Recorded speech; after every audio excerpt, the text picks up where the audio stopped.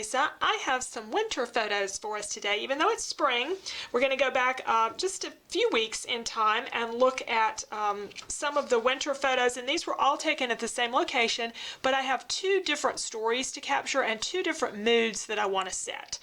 So I'm going to do one of the pages. I'm going to do the page with this one in this video, and then I'll come back and do this video later on. But this one is going to be a little more serene kind of mode to go with the winter landscape kind of photos that I took.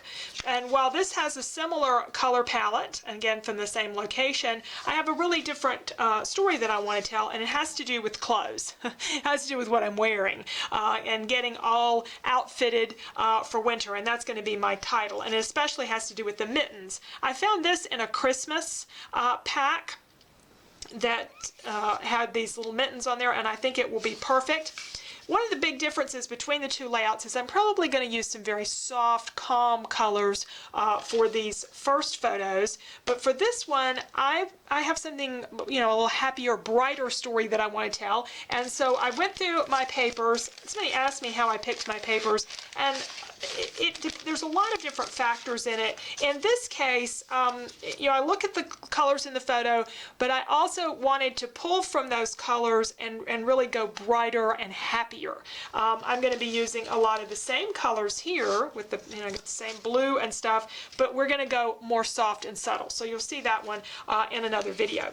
For the brighter ones, I went to my 6x6 pads and very quickly found this one from My Mind's Eye. I kind of looked through the other stuff too, but this was definitely the best, and it's one of my favorite paper packs that I've bought in quite a while. And I love all these wonderful bright colors that are in here. They still go with my jacket and the look there, but they give it a really different tone with the brightness of the papers. I also want to emphasize how this is the walking trail that we usually use. So I have a sketch, here it is, with the photo, and we're going to use some chevrons that kind of show how you're going around. It's actually a figure-8 loop that we use, but I had these chevrons. I've been wanting to use these for a while. This is one of the first things I think I bought from the Silhouette store. The way they work is you have the outline and then you have the individual parts that you cut out. So what I'm planning to do is use some of these small papers from this Jubilee paper pack from My Mind's Eye to go in here, and then I have my little mitten thing, which I've already lost. Here it is, to go down here on the bottom. I also thought I would start the page with some misting or some drips of mist around the outside of it, and then the journaling will be here. So not a ton of things. It's not going to really go to the edge so much like some of my pages, because it's just a one photo page, and it won't be really lengthy journaling, but these chevrons are going to really do the job, I think, in helping to tell the story and add a lot of interest to the page. So these small prints are going to work really well inside the chevron, just selecting several that I like. The colors and patterns, I like the ones with polka dots and stripes, and having a lot of energy in this. So I wanted to convey that we really kept walking as much as we could this winter. And each of these little chevrons are going to need a frame, and I thought I'd cut that out of cardstock. So I'm using my cardstock deck. You can see I've pulled a few colors out that I no longer have, some of the discontinued things that I just have not kept more of. I'm not really adding a lot of colors to my cardstock because I had so much, and I am doing more cards again, so maybe someday I'll be buying some more colors, but I've still got a big stash of it, and I use cardstock a lot on my layouts too. I really love having it. Now I looked at white for the background, but my photo just didn't really pop on that, so I went to Craft, and I'm pulling some color here for the misting. This Basil Craft cardstock is one of those with a strip that you have to remember to cut off. I have forgotten that before, and you end up with a page that's more than 12 inches long. So get that taken care of and go ahead and start laying out the page. I'm going to measure each of the sections and kind of get a general idea of how large the chevrons need to be.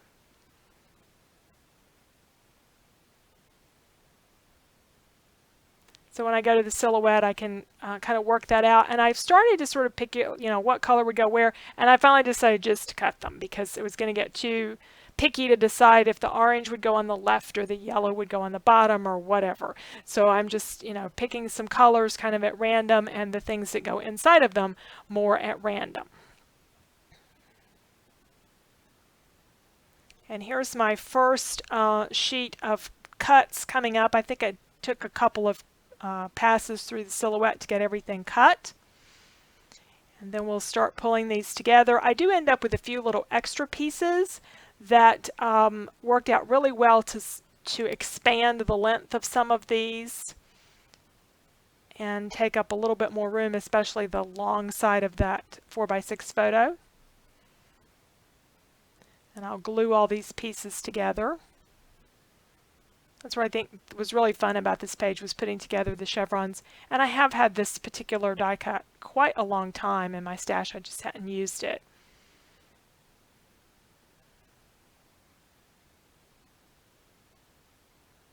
And you can layer some one on top of the other. They don't have to all be perfectly trimmed out, I discovered.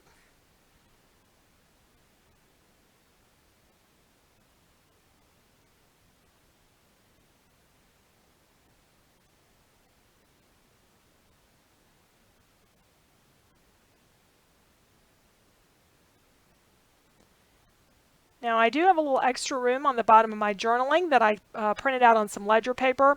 I'm using some Technique Tuesday stamps here that I'm going to use to fill that in. I also went through my stickers, but I think the stamps are going to work out the best. I'm going to put some letters down here on my chipboard piece to say winter. And I wanted to say 2014, 2015, but it didn't quite have enough room for that. So it's going to say winter 14/15. And we'll get to the stamping here in just a moment. I have a challenge with Technique Tuesday stamps. I use mostly Stampin' Up! Ink. I do use other kinds of ink, but everything I try, they don't stamp that great for me. And I've got more than one set from them, and I love the designs, but they just don't stamp well. That's just been my experience. Now, I've seen them being used in lots of other people's videos very successfully, but I just haven't had a lot of luck with them. So what I typically have to do, and what I'll have to do with this one, is stamp it, and then I'll have to go back and color over one of the words, because it just doesn't take. But the markers, I think, are probably the most effective way, because I like to do them in multiple colors, because one word is typed and the other word is cursive. And this is, I believe, Tangerine Tango and Pacific Point, which I think are still current colors from Stampin' Up!